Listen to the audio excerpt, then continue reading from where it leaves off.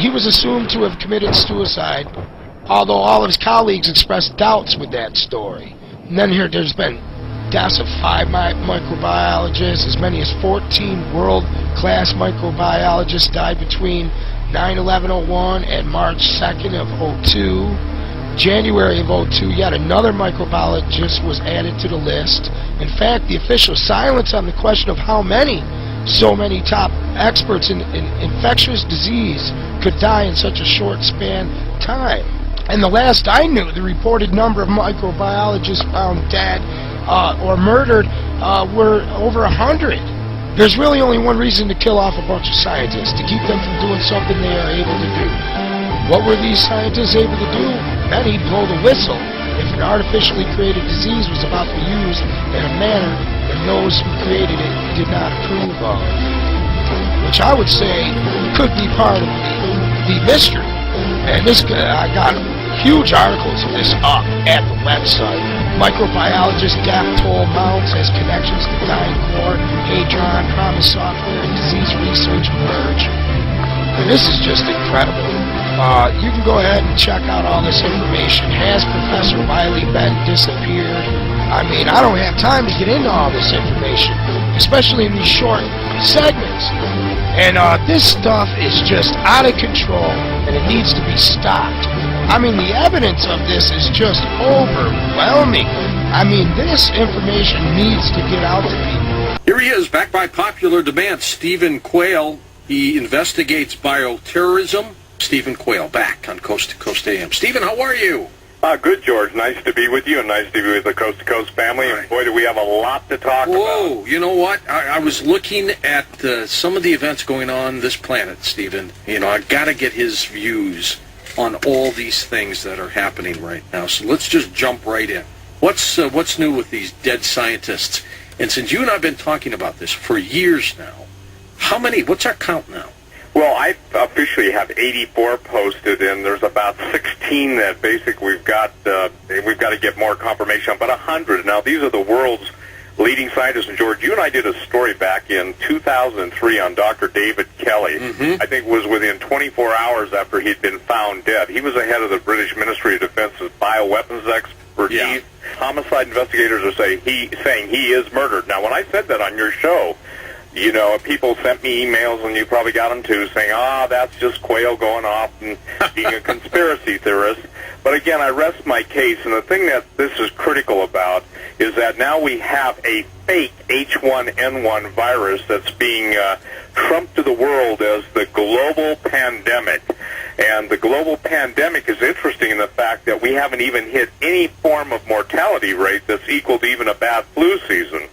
The World Health Organization, Center for Disease Control, have both announced that they're not even going to publish deaths. That's because there aren't enough to publish to bring the whole world to its knees. And I think this is critical because as we get into the show tonight, people will understand that there are some H1N1 is not even the issue. How is it that the panic could be so heavy, if you remember, a couple months ago, and then it died down, and now we're all being told, even by the Department of Homeland Security, Napolitano, that she just knows it's going to get bad in the fall.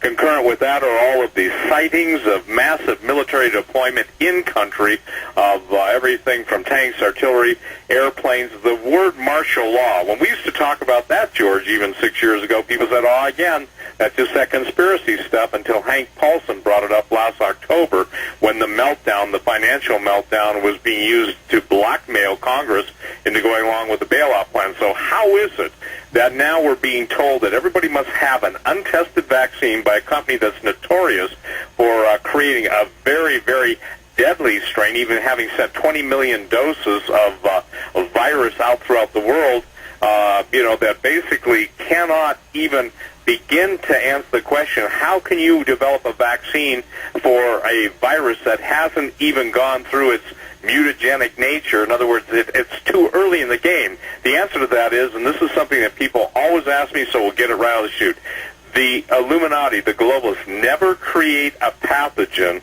or any form of weapon in the biological or chemical realm that they don't have the antidote or the vaccine for. Precisely. They, in many cases, develop that right in tandem. right. And you tie it in with the chemtrail spraying, and for years and years and years, I've been harping that the chemtrails were an initiatory chemical and also biological dusting of the world population, so that when the final phase of global population control came into being, we'd be inoculated with something that would be the pièce de résistance of the bioweaponers' ultimate dream / our ultimate nightmare, and that's the death of 5.5 billion people. Now, that's really hard for people to imagine, but may I read an interesting quote Yes. that was given a number of years ago? And this is really important. This is a very, very important quote because it's Dr. Eric Pionka, University of Texas, evolutionary ecologist.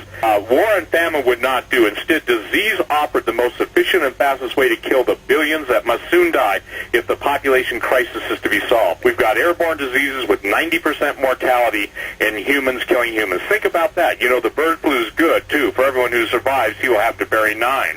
But what it basically is laying out is the brightest and the most famous global engineers, from Henry Kissinger, so many people, even President Obama's new science advisor, talking about eugenics. And see, this is the thing I want to get across tonight. The underlying theme of wasting, eliminating, assassinating, murdering all these scientists, these were the men that would have stood in the way of this ultimate attempt to destroy 9/10 of the world's population. They would have been the experts that people would have turned to for help. Absolutely. Well, now back to this vaccine for a moment. The 2,800 people in 8 cities who are going to get this test, and then they're going to go forward in the fall with 160 million vaccines for Correct. whatever they develop. How can they work that fast? Well, that's the idea. They can't unless it was already in the making.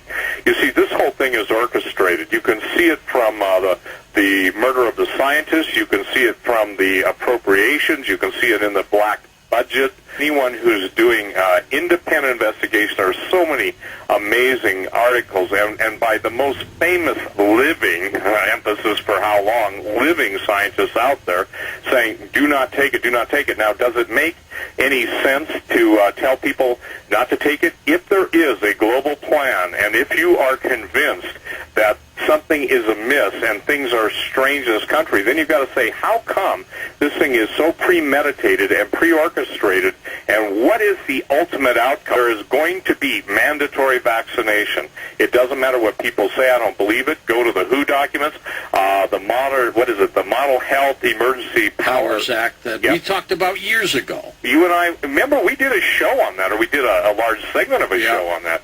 Well, interestingly enough, in the last couple of days, it's also come out that it is under United Nations control. Now, this is something that most people should have a little bit of frosting on their cake over.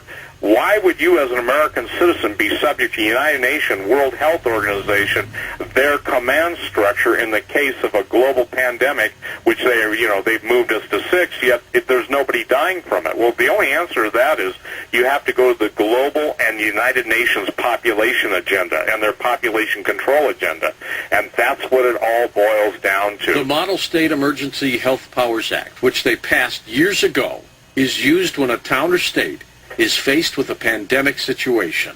Absolutely. And there it is. And then again, I posted a story, you probably saw it, refusing vaccination labels you a criminal, so says the World Health Organization.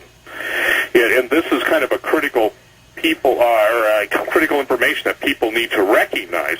And I think it's important that under the Model Emergency Health Powers Act, this all affects the economy, which I'm going to get to just really quick. It will be a criminal offense for Americans to refuse a vaccine. Police are allowed to use deadly or force. They'll quarantine you. Take you away. And quarantine, they'll take you away. And it's not going to be a pretty picture, and I think that's what people have got to understand. Signs are there. The point is what is the event? See, that's the issue. Is it strictly the vaccination and by the way, H1N1, not the issue. What I'm talking about is a biological cocktail, most likely something Ebola/Spanish flu, because they'll claim at some point that this thing has gotten out of hand and it's mutated. When they design a bioweapon, I wrote the book Breathe No Evil. Okay, but that's not being done with these 2,800 tests, right? No, the 2,800 tests are basically a placebo to assuage the public fears.